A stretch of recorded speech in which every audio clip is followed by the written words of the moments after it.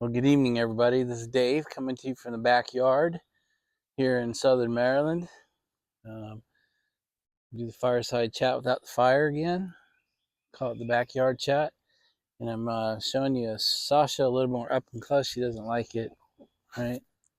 And she's back from her surgery. She's been spayed. There's her IV shaving. She's going to get down now. All right. Say goodbye. She's going to wander off. So I was joking with some of the guys I should change my name to Piper Dog 2023. So, because Sasha certainly, and also Finn will play a role here in the channel for a while. Sasha is, since she's a rescue and came really at least a year. I've had one of my wife asked for us to do it. And I feel particularly responsible for her care, so she'll come to the paddock with me every day. She goes on most of my errands with me.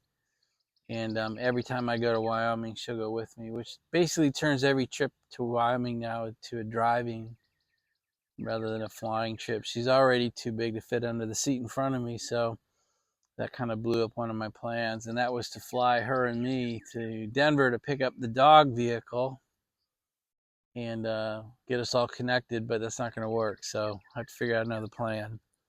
But anyway, she's a delight to have. Got her back from the shelter today after being gone for 2 days for the surgery.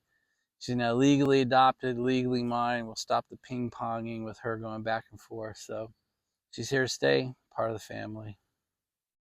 So the shelter let me foster her for 3 or 4 days, and then we had to bring her back for her spay. You can't. Most shelters will not adopt an animal out at any age without being spayed or neutered. So even though they estimate her birthday to be February 28th, so that puts her at about 10 or 11 weeks, which is too early to be spayed in my opinion. But I had no say in the matter. It was get her spayed, or I didn't get to adopt her and bring her home legally. So we went ahead and spayed her a little early, in my opinion. That also helps because that way we don't have an intact female and an intact male at the same time, because Finn is intact and our intent is to leave him intact for about 2 years. I think there's a growing wave in the vet community that it's better to leave your animals intact till they're fully grown. They need the growth hormone. So we'll see. But Sasha is spayed, and Finn will get neutered here in about 2 years. So that's enough for the dog story for now. So am I smoking tonight? I'm smoking a Cohiba Black. Comes in these nice metal tubes, cedar lined. Another pricey stick.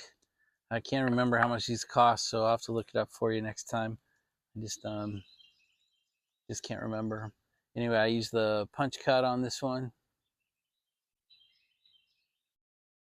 I gotta keep my eye on Sasha. She's getting a little wandery. It's pretty good actually. So we'll go ahead and light her up. Kind of perfect out here. It's 80 degrees, 81 degrees, very little breeze.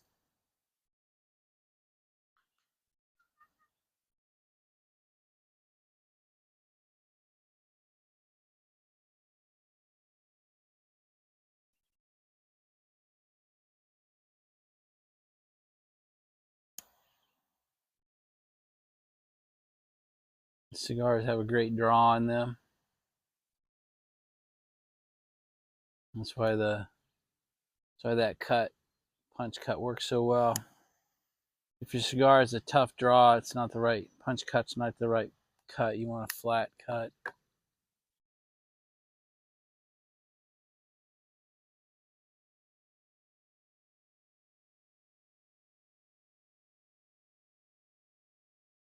Very good. Really a great cigar. I'm not sure it's any cheaper than the Churchill late hours. I'll have to look it up.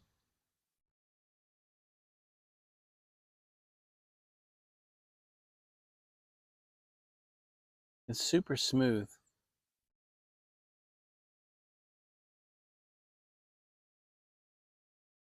It's a little bit bold. It's super smooth. The retrohale on it is just fantastic.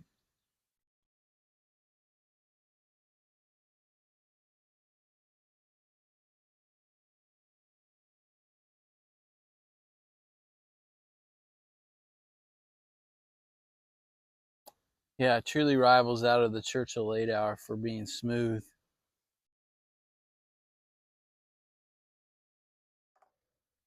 So I'm going to tell you Sasha's story here.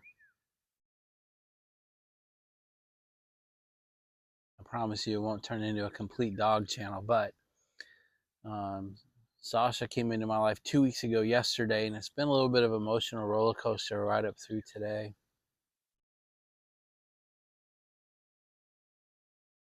But the story is over and it ends well. So I thought I'd tell you, because I've been a little bit vacant on YouTube. I've been a little bit vacant in life for the last 14 days.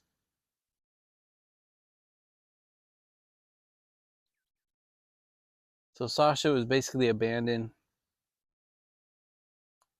pretty much on our property. And then some neighbors found two more. So we felt it was pretty much a litter of puppies had been abandoned. But everyone surrounding me and my family and my neighbors thought it would be wrong just to assume that and just keep the dog. So everybody convinced me to go ahead and call the animal shelter and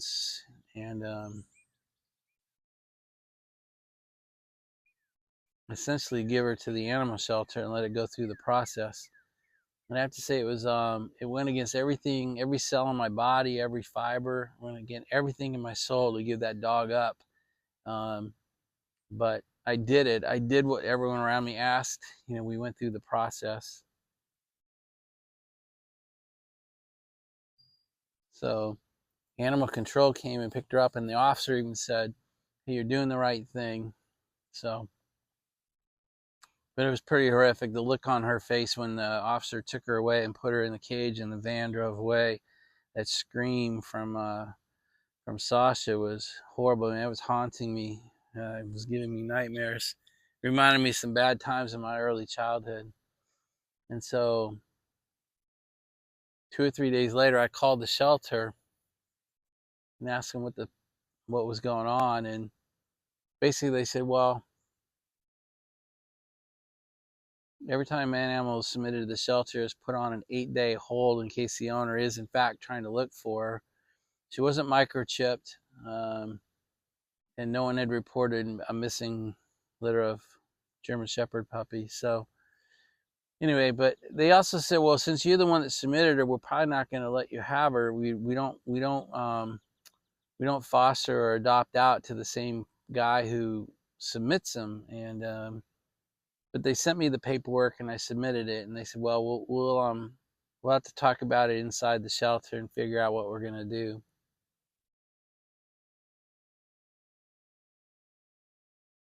So after 8 days, on the 8th day, I called and I said, hey, is this the day? Can I go ahead and adopt her? You have all my paperwork? And they said, well, we really still haven't figured that out yet, but you haven't scheduled her for surgery. You haven't brought in your other dogs. You haven't done any of the other things that need to be done. I'm like, what? Where's this list? And so then the next day I called and I said, well, where are we? And they said, well, we're not really sure where we are with this yet. And so this was last Friday. That brings me pretty much to noon last Friday. Today is Wednesday. So at that point, I kind of gave up. I kind of figured they weren't going to let me have it. They were clearly jaundiced against me bringing her back into my life.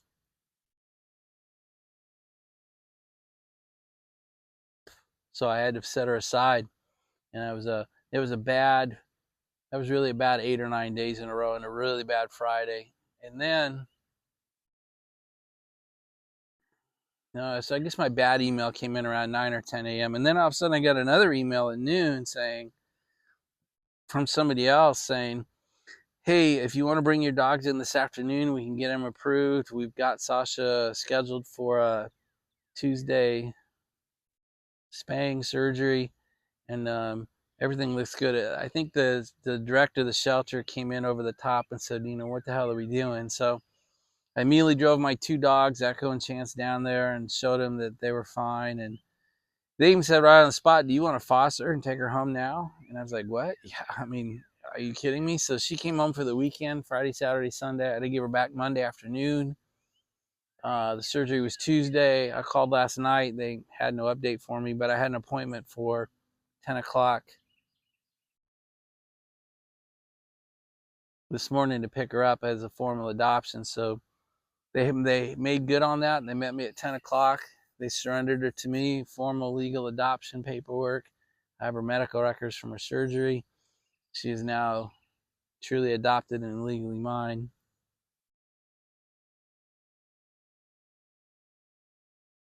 I was sort of on pins and needles though for the last 2 weeks, right up to the point where they handed me to her today, and I was able to drive away with her with all my paperwork. So it's definitely been distracting. And then Finn showed up, basically Saturday morning at 2 in the morning. So between the emotional drama of, am I going to be able to rescue this soul that God gave to me, while at the same time, bringing Finn into our family has been pretty hectic. So it's kind of what's going on the last couple of weeks. That's why I haven't done too many videos. I haven't even done a whole lot of commenting. But that's all behind us now, and the job of integrating us into a new family and training the puppies is now fully in force. So it's a good story, or at least it's a long story, but it ends well. It ends the way it should have. Not sure how I feel about animal shelters or animal rescue groups any longer. I've had 3 or 4 really bad experiences with them. Honestly, they seem more interested in keeping them in jail than in letting people rescue them out of the jail. So, including this one, I just had a bad, basically 12-day experience with them. And it ended right, so I want to be careful and not be too hard on them. But they, not one comment they said to me had anything to do about what's best for the animal. It was all about what's best for their processes and their procedures. And they don't get to work till 10 a.m. and they don't work past 4 p.m. and they've switched to everything by appointment only, so no one can just go to the animal shelter and look at animals. I mean, it's just it's all meant to be for the convenience of the staff. But again, this story ends great. Sasha's part of my family. I'm the one who put her in the system. I was luckily able to get her out of the system. I don't think I'll ever do that again. I don't recommend anyone else use the system ever again. But anyways, it was draining for the last 2 weeks. But I feel joy, but tired but joyful as we end the saga of getting Sasha into my family. So now I've moved on to the task of getting the paddock ready to have a full-time dog resident. She'll be there every day with me. So I need a corral and beds and toys and food and bowls and all that. So we're almost done with that. And then getting 2 puppies, set up in the house takes some work. And then setting up my big truck for the back seat to basically be kind of like the back seat of my Wyoming dog vehicle. So I need a platform bed back there and dog bed and getting that all set up. But I'm getting close. I'm almost done.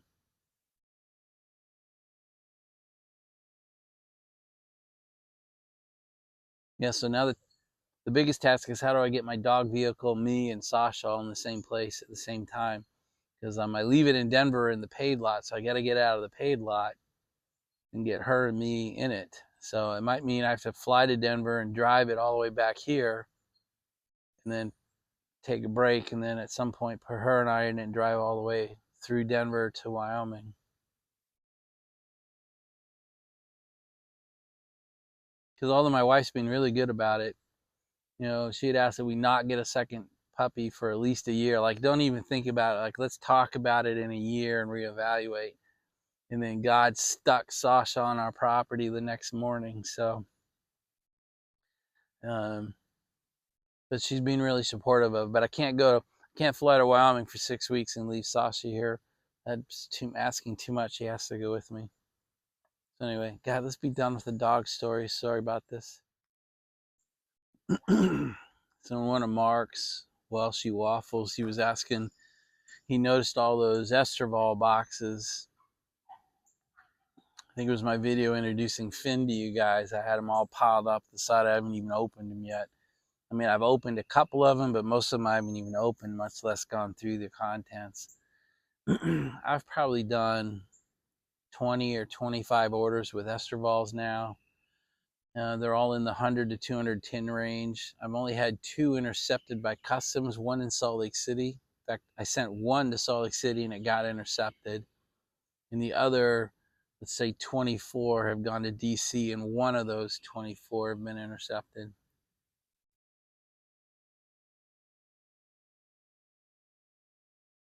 And I have to say, I think when CBP intercepts it and says it has to be sent back, I consider it a loss. I don't think it ever reaches Estervals. And I don't know if Estervals would even credit my account if they did. I mean, I have such a huge account now, they might. But I don't think when a shipment gets refused by someone I send it to, I think they just throw it away. And when a CBP intercepts it and says you need to file a tobacco import license and all these other manifests and things, I can't do that. I don't have a tobacco import license, and I have no intention of going to the ATF to get one. So the package is either destroyed, probably means distributed amongst the staff, in my opinion, or just thrown out. So, but at some point, I guess I'll do a monster Yabo where I go through all the purchases from Estervals. But what I'm trying to do is, given the HU, it's all HU product, all of it, everything I'm buying is HU product, and I've probably got better than 1,000 tins in the paddock now, all HU, almost all of it flake. The rumor is that HU will be started up again here in the U.S. I don't know if there's a date, I believe, because the date keeps moving. So I don't know if it's going to happen at all, and I don't know if it does when. But I've also heard that when it does, they're not picking up any of the flake products.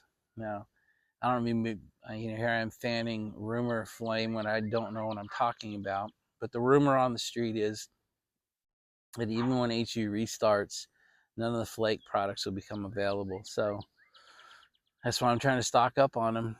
And there's still 3 that are widely available on Estervals. Flanagan Flake, Dock Worker, and Haymaker, I think, are the 3 that are still green status.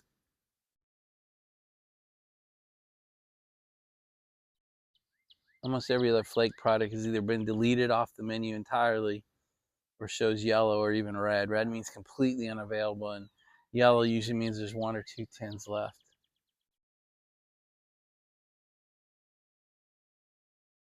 But that's what's in all those Esterval boxes. Those funky cardboard boxes with that kind of funky orange international tape around it. DHL does all my deliveries. I don't trust UPS, so I go 100% DHL.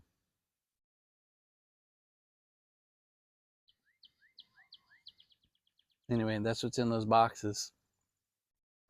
And that's why what's in the boxes are in the boxes. I'm not saying I'm right, but it's a nice stash to have, and it makes nice gifts. I've sent out close to 150 boxes now with badges, and almost every box has an HU 10 in it. So there's 150 tins right there going out the door.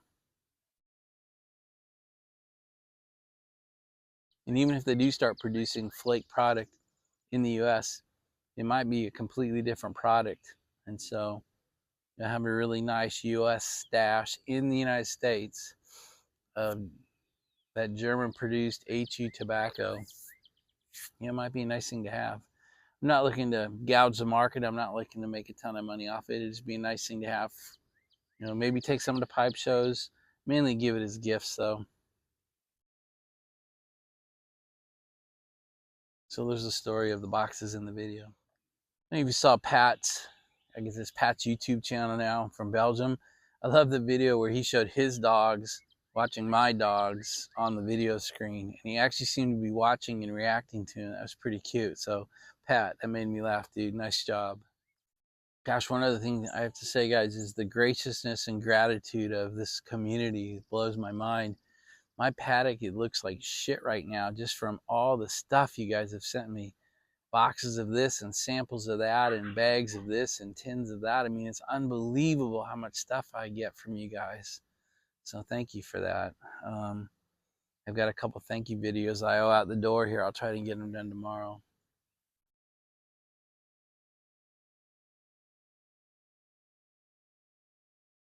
And that reminds me, I've not done a video since Johnny Onion's meetup at his house.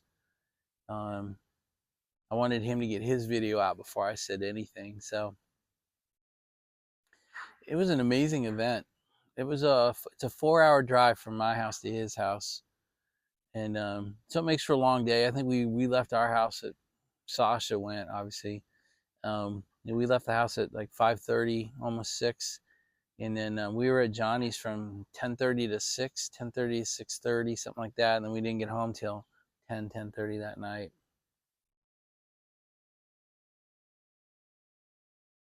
But he was such a gracious host. I mean, to open up his home like that, I mean, his home had this giant spread of food in the kitchen. I got to meet his wife. I got to meet his 2 daughters. I got to meet the greyhounds. I got to see the backyard. I got to see the patio. It wasn't 2 a.m., but I got to see the patio. I got to see the front yard. Guys, the front yard is 10 times larger than the backyard. And then to sit in the barn and see that rocking chair where I've seen 50 videos of Johnny. Truly amazing. I think 7 of us showed up. It was truly great. I mean, and the amount of stuff I brought home from that was crazy. So, you know, to get to meet Johnny face to face in his home was truly an honor. And then Ethan from Parsimonious Piper, I mean, I've felt close to him really since I started watching him over a year ago, but to sit with him for those 6-7 hours was amazing. And then Sean, Ghost Cobb Piper, man, sat right next to me the whole day. We've already become friends, but it really cements it to sit next to a guy all day and spend the day talking.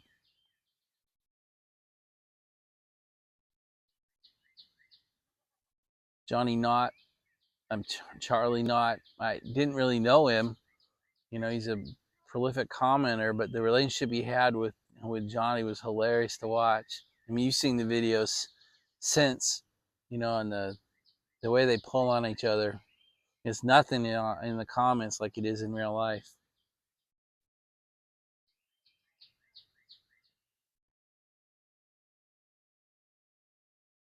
And then the local tobacco shop came and he brought us all sample packs. I'll go over all this when I get back in the paddock. I just wanted to do as part of our chat tonight. I just wanted to do it right and just say thank you, Johnny. It was truly a pleasure to meet you, and it was an honor to be invited into your home like that. So thanks. It was a great day.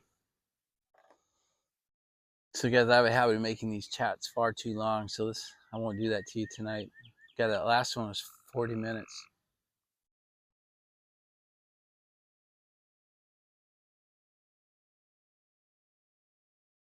So, I was into these things with saying, I hope God blesses your life like he has mine. I want to give you some examples. So in the last 14 days,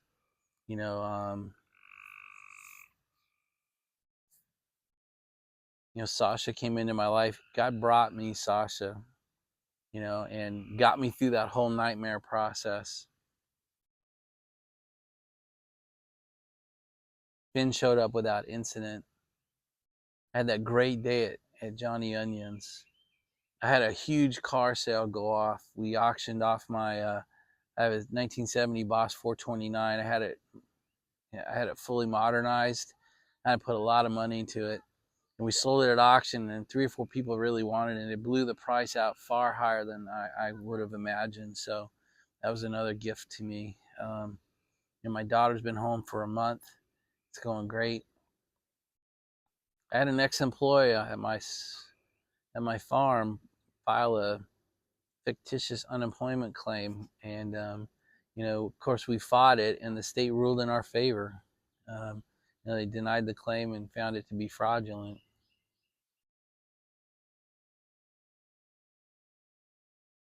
I could go on and on like that, but I just want to give you some examples just in the last few days of how God blesses my life. So with that, let's be done. May God bless you and bless those around you. May God turn his ear towards your prayer. May God make his face shine upon you, and may he bless you the same way he blesses me and continues to, and I mean through the last few days. So thanks, guys. Thanks for spending the evening with me, and we'll talk again tomorrow on Thursday. Good night, everybody.